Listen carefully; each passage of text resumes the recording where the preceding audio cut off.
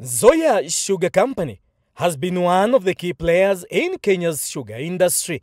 The farm, which is located in Bungoma County, Kandui constituency, serves over 45,000 farmers in the larger Bungoma and Kakamega counties. The farm was established in 1975, the government being the major shareholder, owning to 98% of the shares sitting on a nucleus cane estate covering 3,600 hectares in an outgrower zone spanning more than 23,500 hectares under cane. The sugar sector being one of the most important agricultural sectors in Western Kenya.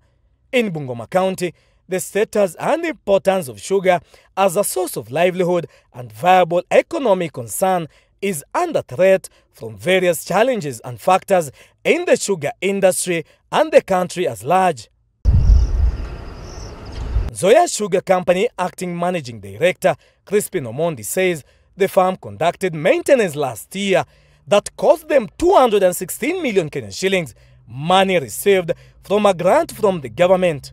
However, we didn't cover all the parts of the factory because we had budgeted to do the maintenance at a cost of 340 million. What remained is what we have been doing on the run. As the factory runs, we address some of those areas that were not done, which constitutes about 36%. Omondi says the main challenge the company is facing now is the supply chain, saying competition by its competitors and their financial power has mopped most of the canes they enjoyed in the larger western region, leading to the shortage of cane supply. We had Naitiri coming in sometimes last year, which took most of the cane that we were getting from the eastern part of this company.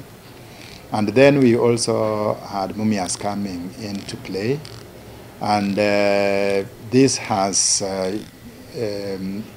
mopped most of the cane that we had in this area, and that has translated into acute cane shortage. The overhead costs are said to have gone up owing to inconsistent milling, leading to high cost of production. Even when we accumulate cane, we are not able to mill in 3 shifts because we operate 3 shifts of 8 hours each, and we also have a 4th shift that is normally on off when the 3 shifts are working. So meaning that when we only use 2 shifts to mill, we have 2 shifts that are idle. And these are our permanent employees who we cannot lay off just like that. So that means that our overhead costs have really gone up. With cabinet ministers having been given the powers to privatize government parastatals in Bungoma County, the message of a possible privatization of Nzoia Sugar Company hasn't been received as a bunch of roses, with Bungoma County leaders digging in on the debate. Shamba ya Nzoia 24,000 acres. Hiyo ndio watu wanataka kunyakua. Na sisi Mheshimiwa Rais hatutakubali. And I've been on record. Hata kama nitabaki peke yangu, sitakubali Nzoia iuzwe. No steps can be taken to affect other people without involving them. There can be no privatization of Nzoia Sugar without involving the people who hold stakes in it. Who are the people who hold stakes in it? The farmers, the people who contributed the land there, the people who have, the employees who work there. Bungoma County Governor Kenneth Lusaka says, as leaders, they will lead a delegation to State House to meet President William Ruto over the matter to find a best possible solution, with Bungoma County Senator David Wafula Wakoli saying they will not sell their only ancestral heritage because of financial gains. Wakoli insists the government must put a new mill as promised during the campaigns. Tutakuwa na mkutano ili tuwe na msimamo mmoja, na tukikutana kama viongozi wa bunge na wale MCAs ambao wanahusika, sisi wote tunataka tukutane na Mheshimiwa Rais ili tukizungumza tuwe na sauti moja.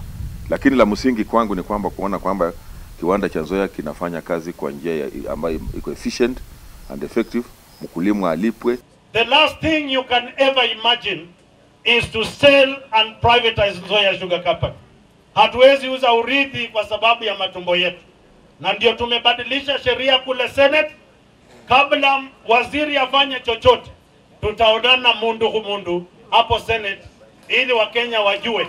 Kimilili legislator Honorable Didmus Barasa and his Webuye West counterpart Honorable Martin Pepela say. And we will want to ask the government that if the government of Kenya is unable to revive and run Nzoia Sugar, that they should write off the debts, hand over the factory to the county government of Bungoma so that Ken Makelo Lusaka and the people of Bungoma can try to set up aside some funds, bring in new machines that will embrace new technology so that we can bring Nzoia back to profitability. Let's keep to the promise that we made to our voters, we made to the people of Bungoma, that we are going to renew the current technology that is being used to process sugar with a modern technology that will enhance sugarcane diversification. Kandui legislator John Makali says if the right measures are put after paying farmers and workers their dues with an installation of a new machine, then the privatization debate will be a story for another day, since the company will be able to stand on its own. We ask management also to be very, very patriotic.